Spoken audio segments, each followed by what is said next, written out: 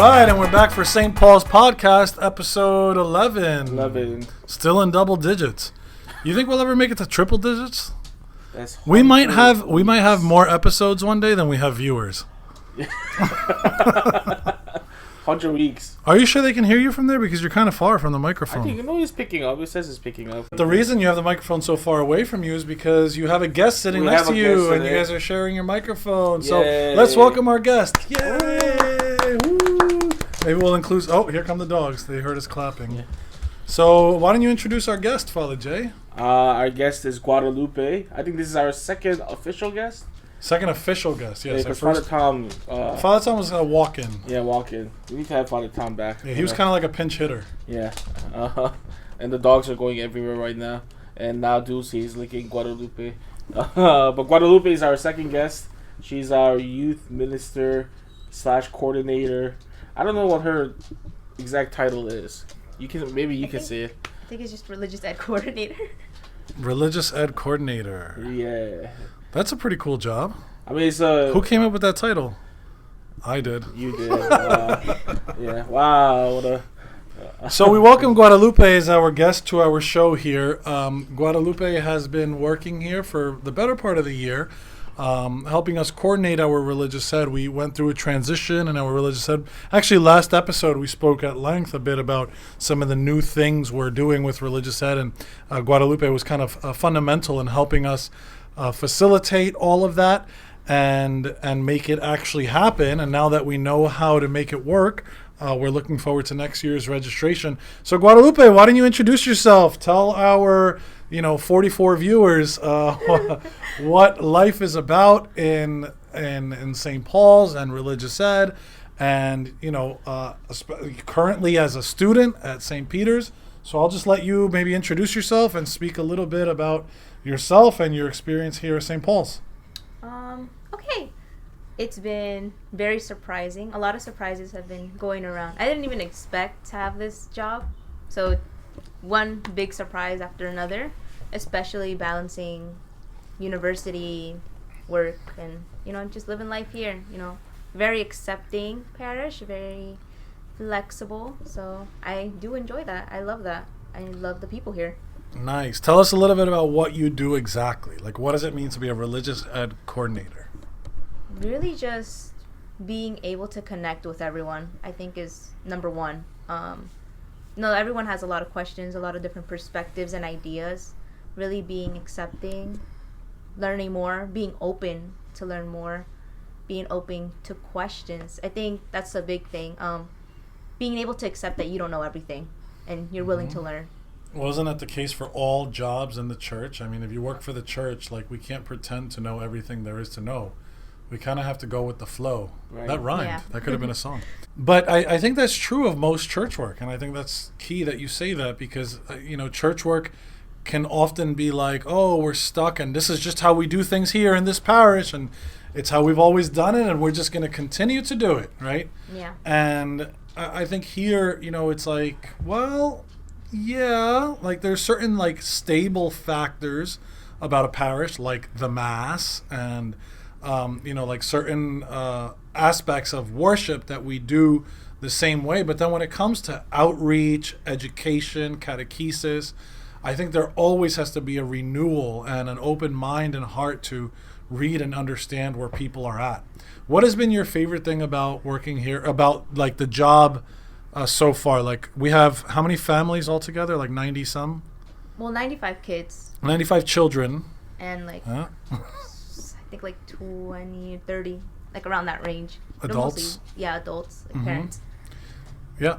And so, what's been the most edifying part about the job?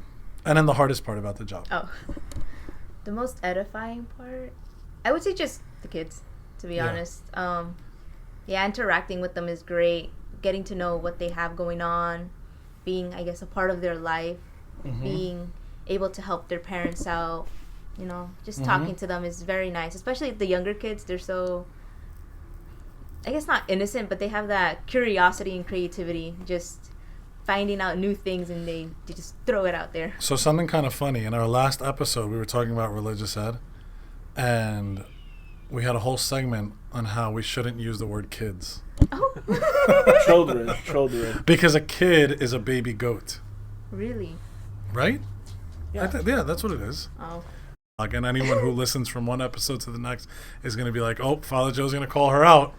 Which you did. Which I did. What was the hardest part? And what's been the hardest part? What's been the most challenging part? I guess. Dealing with Father Joe? No. No, I'm No. great to deal with. Come on, I'm so nice. You are nice. Man. Unless you sit in my chair. Really, honestly, nothing has been hard, like super challenging.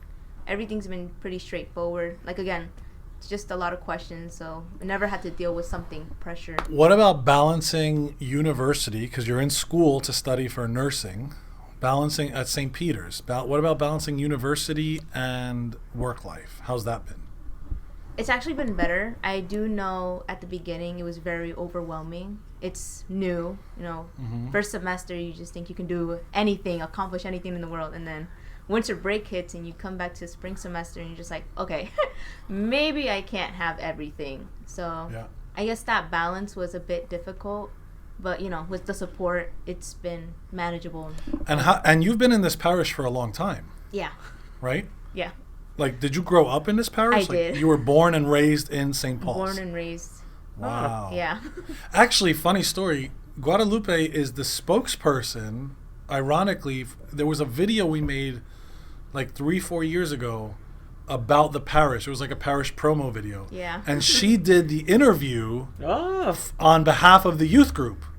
Like, she was one of the youth in the youth group and did the interview like talking about what the youth does, what the youth do in St. Paul's. Parish. Yeah, so I don't know if you've ever seen that video. It's before my time, so I haven't seen it yet. Yeah, it was like 2021 or 2022. It was after COVID, because in the Yeah. video a lot of people are still wearing masks. But yeah, it was just ironic that you were, the spokesperson and then grew up here and now come back to work here.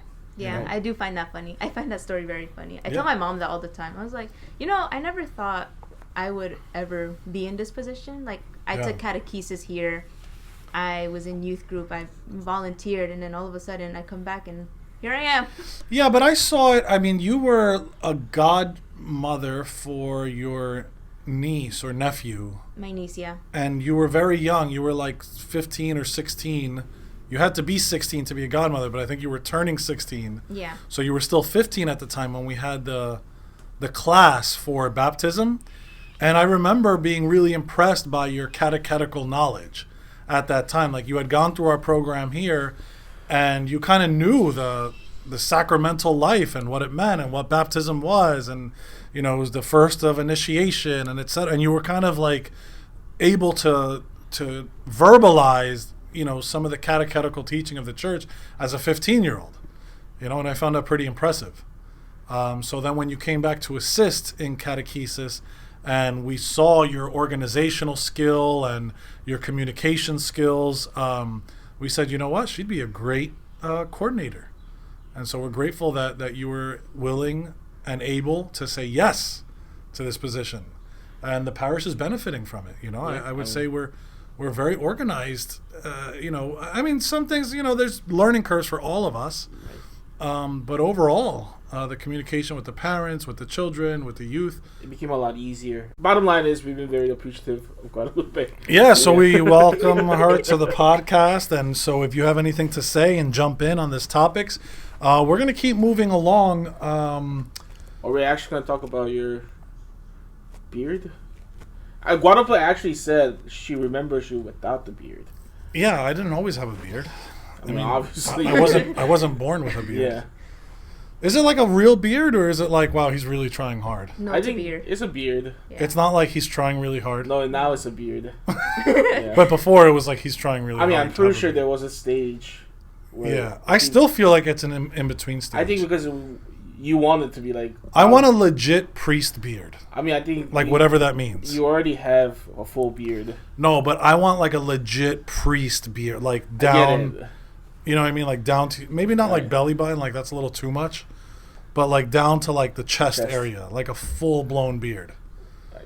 I think. I mean, There's actually there's a lot of like theological discussion about beards throughout history. Like some saints have talked about beards and what they mean and what they signify. certain orders. I think it's not per se you need to have a beard, but they don't really. They live a life of poverty where they don't get haircuts. Yeah. So they just let the beard grow out, and so that's why they have a beard. I mean, Jesus had a beard. So they say. Well, the Shroud of Turin, it Yeah. looks like he has a beard. Yeah. At least we think. Yeah. Right? I mean, he's depicted with a beard. So, yeah, I mean, if he can have a beard, then why can't I?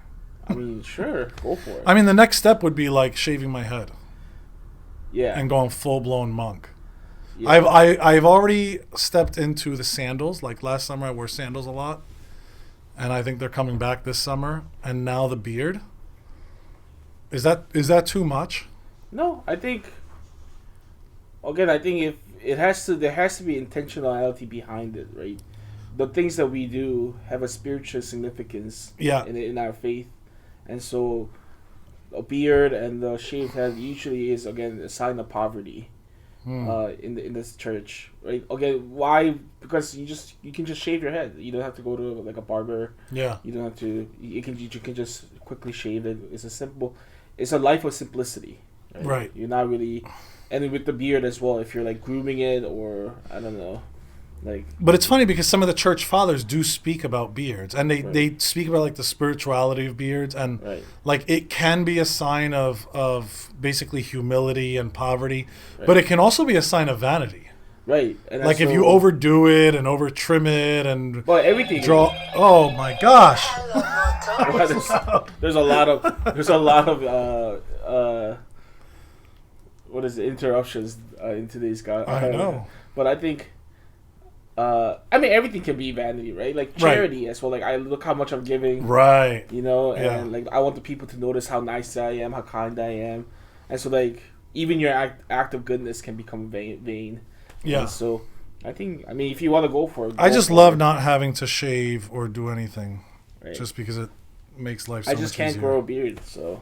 Would you if you could? Of course. Of course. Wait, you would definitely have a beard if definitely. I would, without a doubt.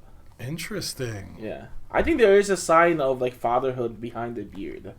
Yeah, I mean Saint Joseph is always depicted with a beard. Yeah, and I think there is. I don't know. What do you think? What's your take on beards? Beards. I think people take you a lot more seriously. Really? Yeah. With a beard. With a beard. Like me in particular or in general? I think you in particular. Only because. Well, because I look like a baby without a beard. Yeah. I look like a little kid. So it just looked like someone was just preaching. Yeah. As a kid. Yeah. So maybe keep the beard. Yeah, maybe pastors need a beard. You know? That's right. Yeah. Yeah, no, I don't know. We'll see. I mean, I've gotten very mixed. Like, my parents hate it. I think... Like, they despise it. They think it looks so sloppy and messy. Because as a diocesan priest, really, you are in the world. You're not, like, of the world, but you're in the world. And so, as diocesan priests, we kind of keep, like, not lives of vanity, but lives of obscurity, but also obscurity that like matches cultural norms. I think there has to be relatability. Yeah. And I think sometimes the beard for some people can become an offset. So right. If somebody if you want to approach that person, but if that person, the first impression is so important, right? Right. And that beard can get in the way of the person actually opening up to us. That becomes so subjective, you know? Yeah. And we just can't say, oh, I guess the easiest way to say is like, well, I'm not going to have any beard, right? But I think, again, there is a spiritual practice behind it that people should kind of know about it as well. Yeah. That there are several practices of, I think some people do it here as well, but in Korean church, the veil for the woman is still... Right. Like they wear veils at mass. That's still a very prominent tradition that they have, and it's like, why do you do that? Like people can get distracted at mass, but that's not the reason why they put the veil on. Mm-hmm. And so, And so it's that kind of, there is a spiritual practices that one is allowed to do, and I think we should respect those spiritual practices that may alter the physical look of a person. I mean, for me, I can say it's purely a spiritual thing. Yeah. It has nothing to do with like vanity or wanting to look like a, forest person. Right. Like it's just purely a spiritual Right. intention. Right. But anyway, enough about my beard. Yeah. But I do hope it grows out like, Yeah. like a real priest beard, whatever that means. Catholic, did you know? Catholic, did you know? That's my phone dropping. So this past week, we celebrated the Annunciation of Mary, Yes, we did. which is where the angel Gabriel announced to her the birth of Jesus Christ. Right. And it happened on March 25th, which is exactly 9 months from Christmas. 9 months. Yeah. So tell me this, was Jesus really born on Christmas Day? Nah, we don't know. We don't know. Yeah, We we have no actually idea. don't know when he was born. There's all sorts of theories. Yeah. What have you heard from a layperson's perspective? Oh, Like, about Jesus' birth? Have you ever heard of these theories? I have. I actually saw them a lot during Advent. It was just a lot of conspiracies. Like, he wasn't born on Christmas. He was born on Christmas. He was actually born in spring. Like, yeah. I don't know those are conspiracies A necessarily. lot of theories. Theories. I think- Theories. Yeah. A certain way of looking at it is that, right, to belittle the teaching of the faith in a certain sense, I think some people may say, like, hey, this isn't actually historically true. It's a way for the Roman Empire or the Catholic Church to really take over the Roman tradition by taking like pagan celebration and turning it to their own. Right? Right. But that's like, I mean, we have no like shame in saying, yeah, we used the things of the world for the sake of the gospel, Right. right? And so, I mean, whole theology kind of began with just using Hellenistic philosophical language. So hold on. We need to slow down a little bit because you're getting a little heady. So the basically, long story short, we don't know if Jesus was actually born in December.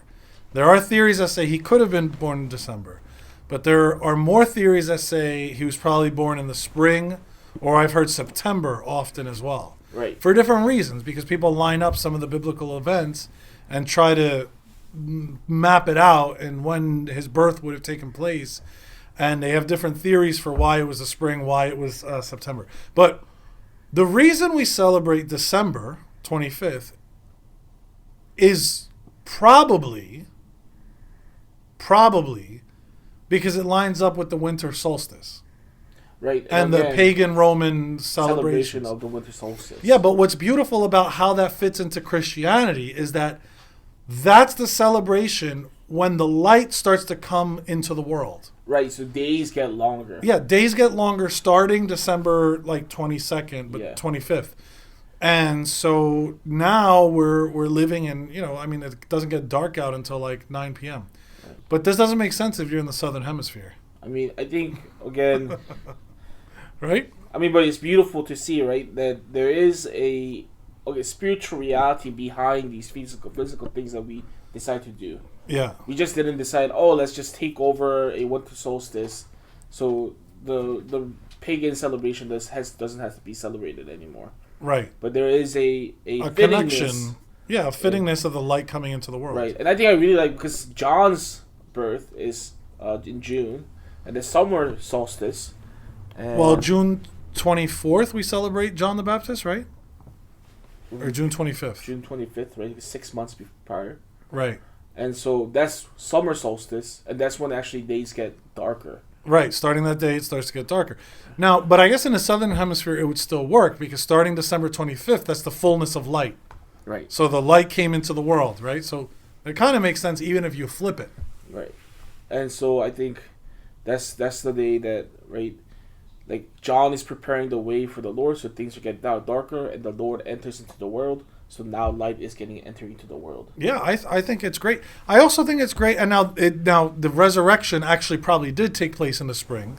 Right. That's Because it would have happened around Passover time. But it is really fitting, like spring, new life, flowers blooming, and resurrection and new life, and Easter kind of fitting and matching that time period of the year. Right? Yeah. And we do the same thing in November. We have All Saints, All Souls Day. So it's a very like gray month where things are dying, and it reminds us of the dead. And so we celebrate All Saints, All Souls Day.